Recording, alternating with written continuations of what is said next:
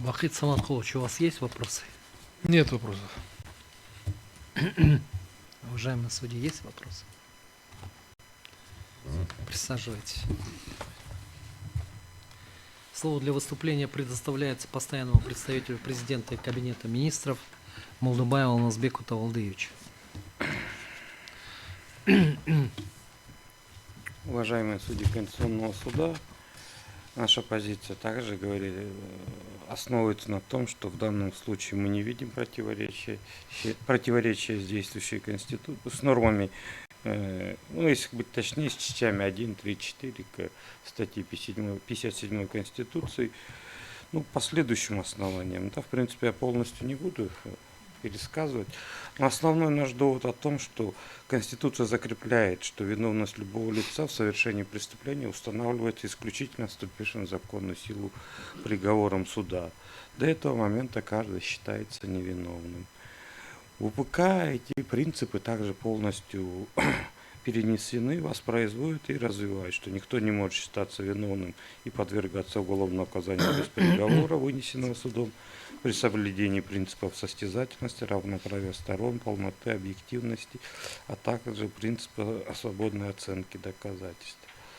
Часть 1 статьи 95 закрепляет преюдициональную силу, вступившего в законную силу приговора и нового решения суда по существу лишь в отношении установленных обстоятельств, их права оценки по отношению к лицу, о котором они вынесены. Эта связующая сила распространяется на государственные органы, организации, граждан исключительно в той мере, в которой судебный акт уже установил эти факты. То есть мы говорим о том, что приговор, да, он имеет преюдициональную силу, но это не освобождает ни один суд, когда идет о соучастниках, о полной оценке доказательств, которые в отношении в отдельном деле собраны, как в нашем случае. Я хотел, например, мы третьи лица, но уважаемый представитель обращающейся стороны сам сказал, что в приговоре, постановленном от 5 декабря этого года, 2025 года, в приговорах нет ссылки на приговоры в отношении Воинова, там кто еще был, Куценко, это адвокат, да, по-моему, Костя. Вот в отношении этих лиц, то есть ссылок не было, соответственно, приговор постановлялся.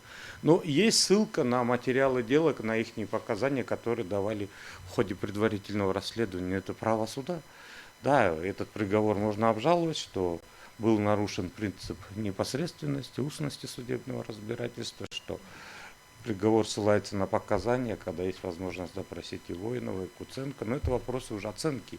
То есть вопрос стоит, да, вопросы судебной практики на одной стороне, на другой стороне вопрос конституционности. И здесь вопрос конституционности не должен стоять, у нас должен стоять вопрос только о единой судебной практике. Если бы сегодня была бы ссылка на то, что суд пришел к выводу о виновности Анарбаева, в силу того, что есть приговор в отношении Куценко, Воинова, возможно, я бы действительно увидел проблему и возможно, какие-то, мои взгляды, может, пошатнулись. Но в связи с тем, что приговор постановлен без ссылок на эти приговора, а в остальной части я даже не пытаюсь обсуждать и давать оценку, но то есть в данном случае мы не видим проблему соответствия Конституции, возможно, есть какие-то вопросы, связанные с судебной практикой.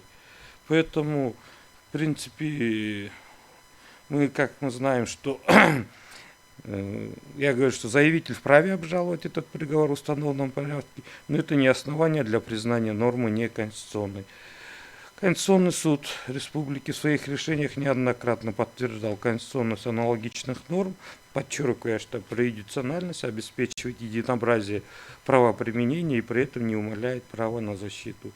Так, в решении Конституционного суда 14 июня 2023 года суд отмечает, что процессуальные нормы, регулирующие доказывание, соответствуют конституционным гарантиям, соответствие иным конституционным нормам, международным стандартам, оспаривая нормы, не ограничивает право на судебную защиту. То есть, с учетом всего этого изложенного и нашей правовой позиции, мы считаем, что в данном случае нет оснований для признания 95 статьи, противоречащей 57 статье Конституции. У меня все, если есть вопросы, я готов ответить.